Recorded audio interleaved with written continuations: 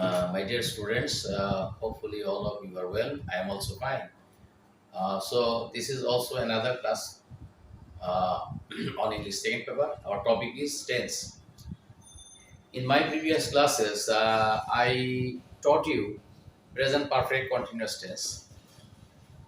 Uh, for your better understanding, I am delivering my lecture in Bangla. গত ক্লাসে আমি তোমাদের প্রেজেন্ট পারফেক্ট টেন্স নিয়ে আলোচনা করেছিলাম। তা আমার কাছে মনে হয়েছে যে আলোচনাটা হয়তো একটু সংক্ষিপ্ত হয়েছে। মানে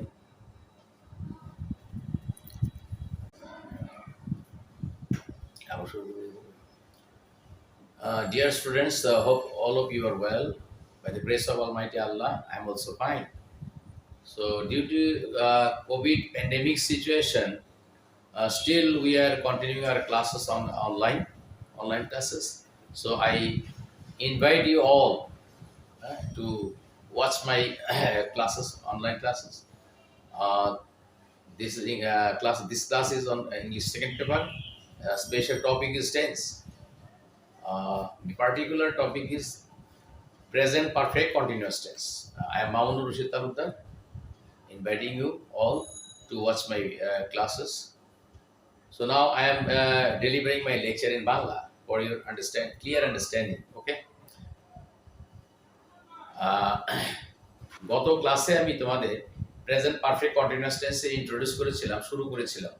তো প্রেজেন্ট পারফেক্ট কন্টিনিউয়াস টেন্সের বেলায় তোমাদেরকে বলেছিলাম যে কোনো একটা কাজ পূর্বে, অনেকক্ষণ আগে বা বেশ পূর্বে আরম্ভ হয়ে এখন পর্যন্ত চলছে, এখনো থামেনি কাজটি, এরকম যদি অর্থ প্রকাশ করে তাহলে সেটি হবে প্রেজেন্ট পারফেক্ট কন্টিনিউয়াস টেন্স।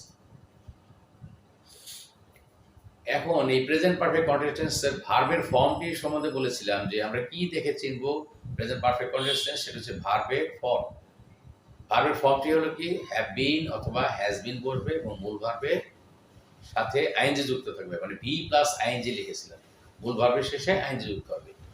আজকে আমি তোমাদের সামনে আরেকটি বিষয় বলবো যে কাজটি পূর্বে ঠিক কখন আরম্ভ হয়েছিল সেটি বোঝাতে আমরা ইংরেজিতে বলি পয়েন্ট অফ টাইম। আর মোট কত সময় ধরে কাজটি চলছিল যদি সেটি বোঝায় তাহলে সেই ক্ষেত্রে আমরা বলি যে পিরিয়ড অফ টাইম, সময়ের ব্যাপ্তি বোঝাতে। আমি সেইটি আজকে লিখেছি, দেখো পিরিয়ড অফ টাইম বোঝাতে ফর বসবে, পিরিয়ড অফ টাইম বোঝাতে বসবে ফর। পিরিয়ড অফ টাইম কোনটা, মোট সময় যদি বলা থাকে 1 সপ্তাহ যাবত, 3 মাস যাবত, 2 সপ্তাহ যাবত, 10 বছর যাবত, হ্যাঁ 5 মাস যাবত, এরকম যদি বোঝায় তাহলে সেই ক্ষেত্রে বলবে ফর। আর পয়েন্ট অফ টাইম হলো অর্থাৎ ঠিক কোন সময় কাজটি শুরু হয়েছিল সেটি যদি নির্দিষ্ট করে বলা থাকে সেই ক্ষেত্রে বলবে সিন্স। যেমন বলা হলো যে আমরা রাত 9:15 থেকে আমরা ক্লাস শুরু করেছি, কিংবা কেউ বললো যে আমরা সকাল 8টা থেকে পড়ছি, কিংবা যদি হতে পারে যে বুধবার থেকে বৃষ্টি হচ্ছে, এইরকম নির্দিষ্ট করে যদি সময় কোন উল্লেখ থাকে তাহলে সেই ক্ষেত্রে বলবে কি সিন্স। এটি আমি বলার চেষ্টা করেছিলাম। তাহলে এটাকে ইংলিশে বলা হলো পিরিয়ড অফ টাইম, একটা সময়, মোট সময় বা ব্যক্তি বোঝালে ফর। আর পয়েন্ট অফ টাইম অর্থাৎ নির্দিষ্ট করে টাইম যদি বোঝায় কখন, ঠিক ওই ক্ষণটি কাজটি শুরুর যে সময়টি যদি বলা থাকে তাহলে সেই ক্ষেত্রে বলবে সিন্স। এখন আমরা উদাহরণ আরো দুই একটি দিব, দিয়ে আসলে আমরা এরপরে পাস্ট পারফেক্ট কন্টিনিউয়াস টেন্সে চলে যাব। আমি দুই একটি বাংলা উদাহরণ দিই এবং ইংরেজিতে করার চেষ্টা করি। যেমন ধরো বলছে অপু 3 ঘন্টা যাবত ইংরেজি পড়ছে। ইংলিশ ট্রান্সলেট করছে অপু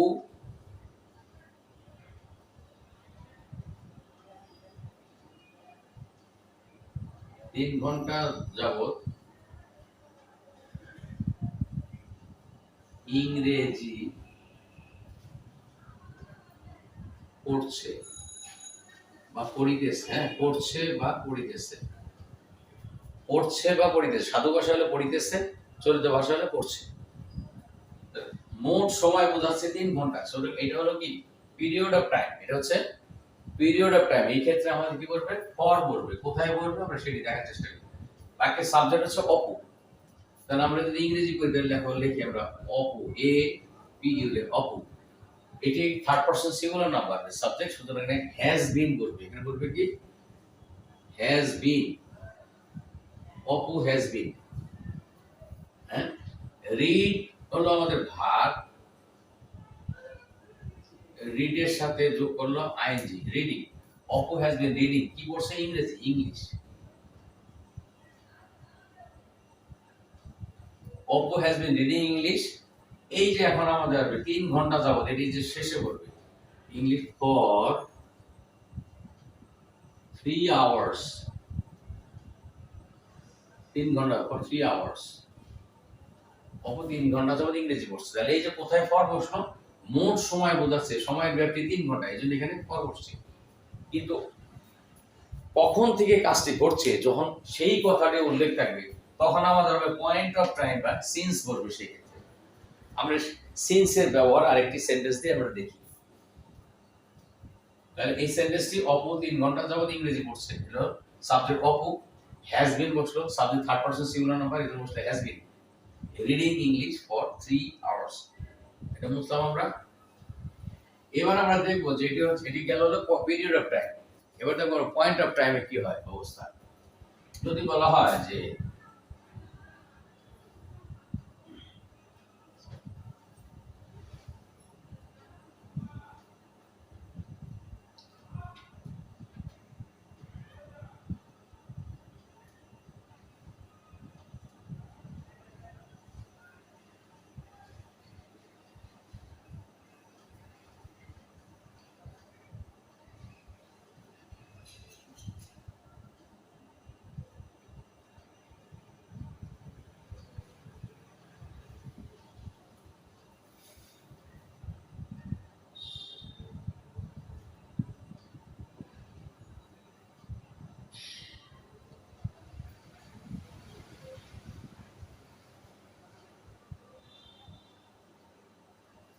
এখানে বাংলা লিখছে এরকম যে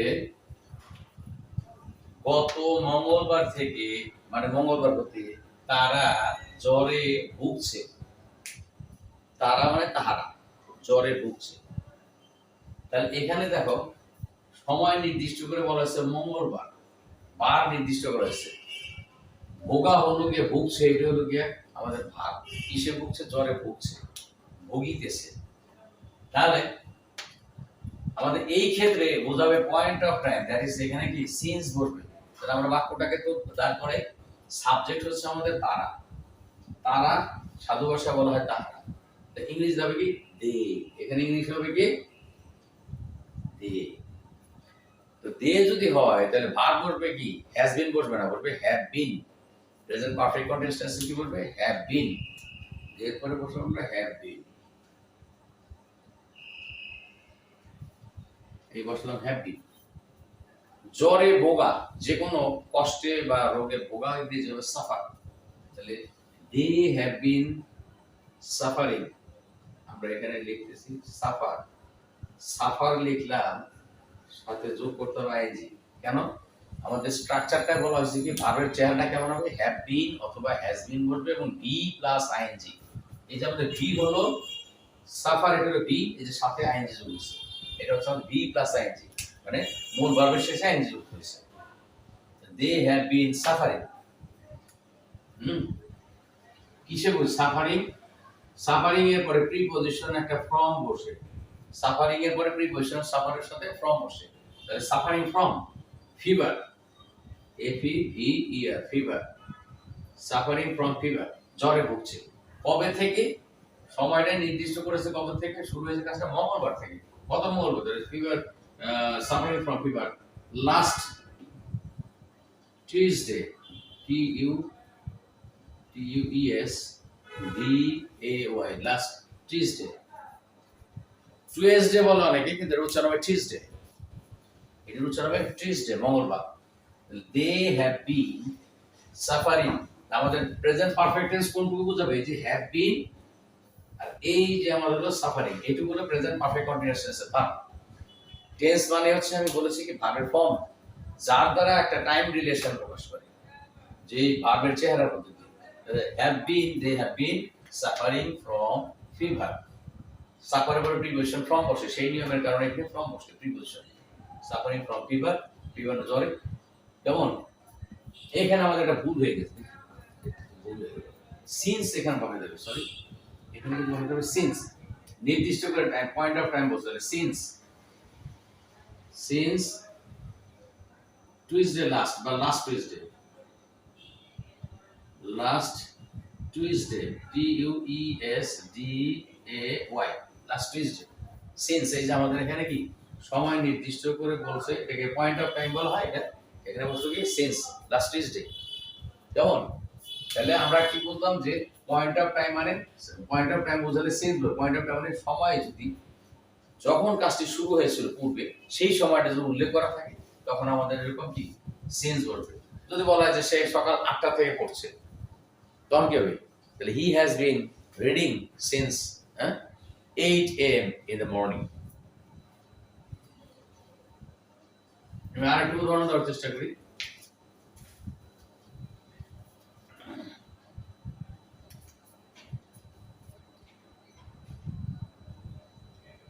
তিনি 1980 সন হতে লন্ডনে বাস করছেন। লন্ডনে বাস করছেন, বাস করছেন। এটা তো 2021 সাল। তাহলে লন্ডনে উনি কত সাল থেকে? 1980 সাল থেকে উনি লন্ডনে তিনি বাস করছেন। তাহলে তিনি বাস করছেন, তাহলে দেখো তিনি ইংরেজি আমরা লিখতে পারি হি, অথবা লিখতে পারি শি। হ্যাজ বিন আমাদের এখানে বলবে প্রেজেন্ট পারফেক্ট টেন্সের ভার্ব ফর্মের সাবজেক্টের পরে বলবে কি হ্যাভ বিন বা হ্যাজ বিন। আমরা বসালাম কি হ্যাজ বিন। হ্যাজ বিন এর পরে বসবে বাস করা ইংরেজি লিভ, LIVE, কিন্তু সাথে কি আইএনজি যোগ হবে, সুতরাং এই ইটা বাদ যাবে। এটা বাদ যায় কি হবে? LIVING, living. এই যে হ্যাজ বিন লিভিং, এটুকুই হলো আমার present perfect continuous tense. Has been এর পরে ভি প্লাস আইএনজি ভার্বের শেষে আইএনজি যোগ হয়েছে। শি হ্যাজ বিন লিভিং, কেমন? কোথায়? লন্ডনে। ইন বড় স্থানের বেলায় ইন বসে, লন্ডন, LONDON। এই লন্ডনটা বড় হাতের যে শুরু হলো, কারণ এটা প্রপার নাউন। প্রপার নাউন সবসময় বাক্যের শেষে প্রথমে মাঝখানে যেখানে বসুক কি বড় হাতের অক্ষর শুরু হবে। লন্ডনের এলটা বড় হাতের। She has been living in London, কেমন? 80 সাল থেকে, 1980 সাল, সিন্স, সিন্স 1980 সাল থেকে 1980। তাহলে এই যে সাল উল্লেখ করা আছে নির্দিষ্ট জন্য সিন্স বসছে, এটি হলো পয়েন্ট অফ টাইম। গ্রামার এটাকে বলে পয়েন্ট অফ টাইম। এই ছিল আমাদের প্রেজেন্ট পারফেক্ট কন্টিনিউয়াস টেন্স। আমরা প্রেজেন্ট পারফেক্ট কন্টিনিউয়াস টেন্স যদি বুঝে থাকি, এখন আসলে আলোচনাটা ছিল গত সপ্তাহে, আরেকটু আলোচনা ইলাবোরেটলি করলাম। আসলে মূলত আজকে আলোচনা করব হলো পাস্ট পারফেক্ট কন্টিনিউয়াস টেন্স। এখন আমরা চলে যাব past perfect continuous tense.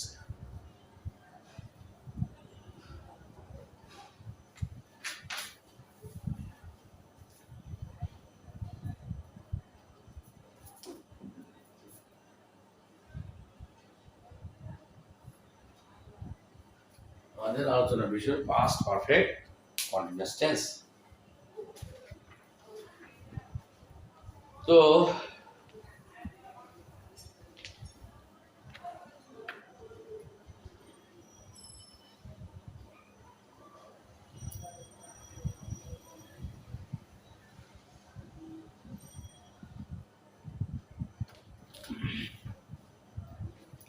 Past perfect continuous tense দেখো,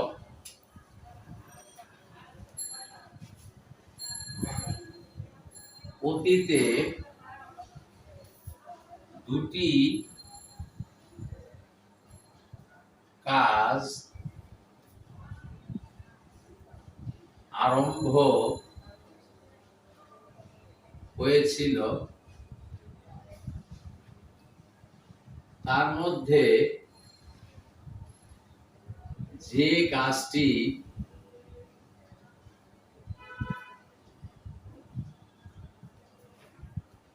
আগে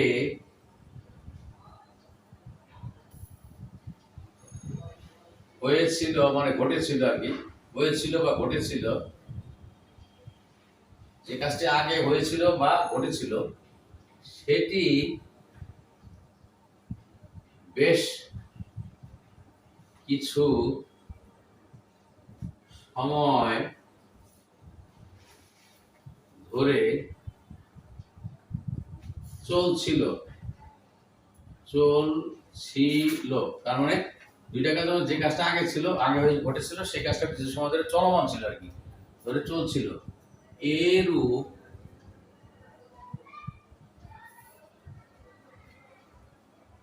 বুঝাতে ভার্বের পাস্ট পারফেক্ট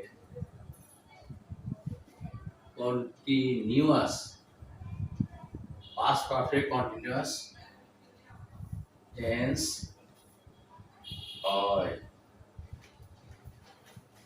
অতীতকালে দুটি কাজ ঘটেছিল, তার মধ্যে আবার যে কাজটি আগে ঘটেছিল সেটি আবার বেশ কিছু সময় ধরে কি চলমান ছিল, চলছিল মানে চলমান ছিল, এইরকম যদি বোঝায় তাহলে সেইটির বেলায় আবার ভাব করবে কি, অতীতের যে কাজটি আগে ঘটেছিল সেটা আবার কি চলমান ছিল, যে কাজটি সেটির আবার কি, সেটি ভাবি হবে পাস্ট পারফেক্ট কন্টিনিউয়াস টেন্স। এটি হচ্ছে আমাদের কি এই টেন্সের বেলায় এই হচ্ছে বিষয়। তো দুটি কাজের কথা বলা হয়েছে, তার যে কাজটি পরে ঘটেছিল সেটি কি, সেটি পাস্ট ইনডিফিনিট টেন্স হবে, সেটি পাস্ট ইনডিফিনিট টেন্স হবে। এখানে ওই যে সেই আগের মতো বিফোর আফটারের ব্যবহার আছে, কেমন অনেক ক্ষেত্রেই বিফোর আফটারের ব্যবহার হতে পারে এখানে।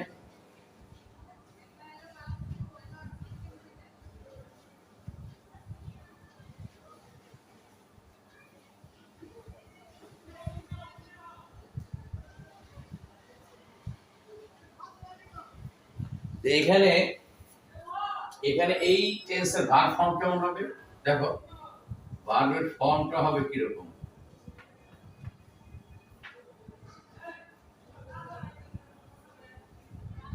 সাবজেক্টের পরে ভার্বের ফর্ম হবে হ্যাড বিন বলবে, সাহায্যকারী ভার্ব বলবে হ্যাড বিন, আর মূল ভার্ব হলো ভি, তার সাথে কি হবে আইএনজি যুক্ত হবে, ভি, মূল ভার্বটাকে ভি দিয়ে বোঝাচ্ছি।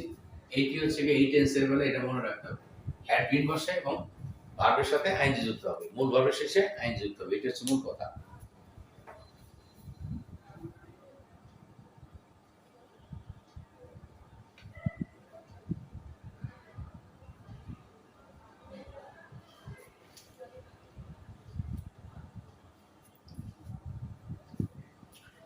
তাহলে এখানে কিন্তু present perfect tense perfect continuous টেন্সের মধ্যে হ্যাভ বিন বা হ্যাজ বিন দুইটা নেই, এখানে একটাই আছে, হ্যাড বিন বলবে, মূল ভার্ব ভি এর সাথে আইএনজি যুক্ত হবে, এটি হচ্ছে কি পাস্ট পারফেক্ট কন্টিনিউয়াস টেন্সের ভার্বের ফর্ম। আমরা কিন্তু টেন্স পড়তেছি মানে বারবার বলছি, আমরা ভার্বের ফর্ম গুলো জানতেছি, শিখছি। এখন আমরা কনজুগেশন করতে যাই, উদাহরণ দিতে চাই, দেখি আমরা কিভাবে করা যাবে সেটি দেখি। কনজুগেশন আমরা লিখি, কিভাবে লিখতে হবে।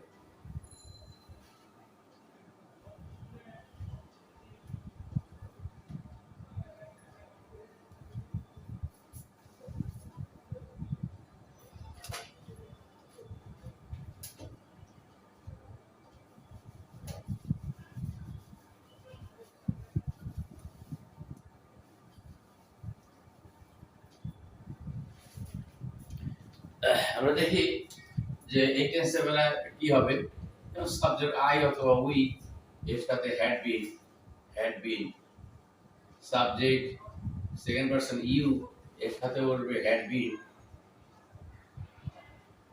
সাবজেক্ট যদি হি শি কিংবা দে থাকে, দে হি শি অথবা দে, এই সব ক্ষেত্রেই বলবে, এখানে বলবে কি হ্যাড বিন, কেমন। তাহলে এখানে হবে কি, যেমন হ্যাড বিন, রিড থেকে হবে রিডিং, প্লে থাকলে হবে প্লেইং, কেমন, স্লিপ থেকে হবে স্লিপিং। তাহলে দেখো আই বা উই হ্যাড বিন রিডিং, আমি বা আমরা পড়িতেছিলাম কোন একটা নির্দিষ্ট কাজের আগে। আই বা উই হ্যাড বিন প্লেইং, আমি বা আমরা খেলিতেছিলাম বা খেলছিলাম, মানে বাংলা অর্থটা অনেকটাই পাস্ট কন্টিনিউয়াস টেন্সের মতোই। আই বা উই হ্যাড বিন স্লিপিং, আমি বা আমরা ঘুমাচ্ছিলাম। ইউ হ্যাড বিন রিডিং, তুমি পড়ছিলে। ইউ হ্যাড বিন প্লেইং, তুমি খেলছিলে। ইউ হ্যাড বিন স্লিপিং, তুমি ঘুমাচ্ছিলে। He or she had been reading, সে পড়ছিল। He or she had been playing, সে খেলছিল। He or she had been sleeping, সে ঘুমাচ্ছিল। দে থাকলে ওই একই হবে had been. They had been reading, তারা পড়ছিল। দে হ্যাড বিন প্লেইং, তারা খেলছিল। দে হ্যাড বিন স্লিপিং, তারা ঘুমাচ্ছিল। যদি কোনো নাম থাকে তাহলে সেই নামের বেলা সেটি হবে। যদি বলে হাসান, তাহলে Hasan had been reading, Hasan পড়ছিল। Hasan had been playing, Hasan খেলা করছিল বা খেলছিল। Hasan had been sleeping, Hasan ঘুমাচ্ছিল। কনজুগেশন, দিস ইজ কনজুগেশন, এটা হলো present perfect continuous. Past perfect continuous কনজুগেশনটা এরকম। আমরা এখন পূর্ণাঙ্গ বাক্য দেখব, সেটি কিভাবে লিখবো আমরা দেখি। পূর্ণাঙ্গ বাক্য তৈরি করবো আমরা। যদি ট্রান্সলেশন মেথডে আমি একটু যাই, যেমন বৃষ্টি আসার আগে বালকেরা খেলছিল। আমি বাক্যটাকে লিখি বাংলায়। বৃষ্টি আসা বা বৃষ্টি হওয়ার আগে বালকরা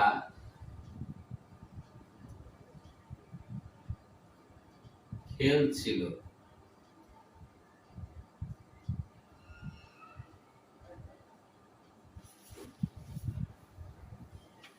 বৃষ্টি আসার আগে বালকেরা খেলছিল। কোন কাজটা আগে করছিল? বালকরা খেলছিল, মানে খেলা করছিল। খেলছিল মানে খেলা করছিল। তাহলে ট্রান্সলেশন করবো কিভাবে দেখো, অনুবাদ। সাবজেক্ট হলো বালকেরা, তাহলে আমরা দি বয়েজ। তাহলে এখানে কি বলবে? Had been. Had, the boys had বিন।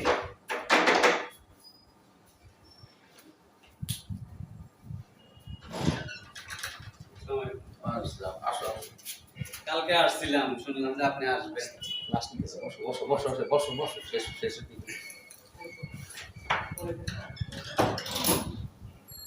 তাহলে দ্য বয়েজ হ্যাড বিন, এখন কি খেলা খেলছিল মানে খেলা করছিল।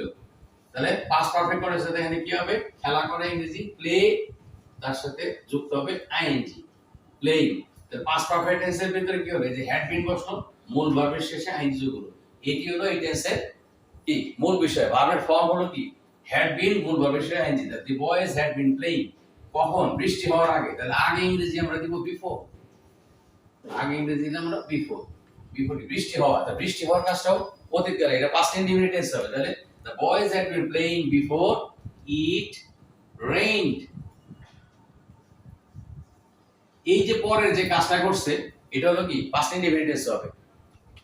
তাহলে এখানে যে সেই আগের মতো বিফোর আফটার এর ব্যাপার আছে। আরেকটা উদাহরণ আমি দিয়ে শেষ করি, সেটি হচ্ছে দেখো,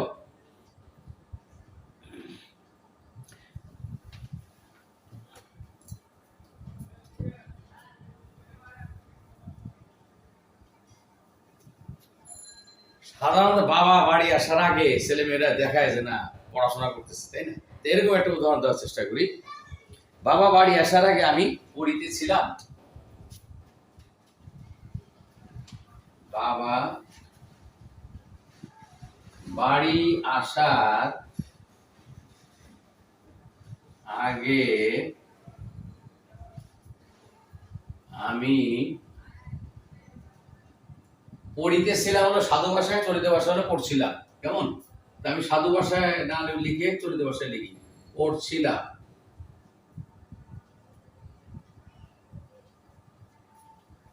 বাবা বাড়ি আসার আগে আমি পড়ছিলাম। তাহলে আগে কোন কাজটা করেছে? আমার পড়ার কাজটা আগে করেছে। সো এইটি হবে আমাদের কি? Past perfect continuous tense. অতীতকালে দুটি কাজ ঘটেছিল, তার মধ্যে যেটি আগে ঘটেছিল সেটি আবার কি হলো? বেশ কিছু সময় ধরে চলমান ছিল। যে আমি পড়ছিলাম মানে পড়িতে ছিলাম। তাহলে এইটি হবে আমাদের কি? Past perfect tense. তাহলে আমরা লিখি সাবজেক্ট হলো কি আমাদের? আই। আই এর জন্য আমরা কি বসাবো? ওই যে একই নিয়ম, had been. Past perfect continuous টেন্সের নিয়মই হলো যে সাবজেক্টের পরে হ্যাড বিন করবে, আর মূল ভার্বের সাথে কি হবে? আইএনজি যোগ হবে। তাহলে রিড হলো আমাদের মূল ভার্ব। মূল ভার্ব হলো আমাদের রিড, পড়া, সাথে আইএনজি যোগ করলাম রিডিং। তাহলে হ্যাড বিন রিডিং, তাহলে আই হ্যাড বিন রিডিং, আমি পড়িতেছিলাম।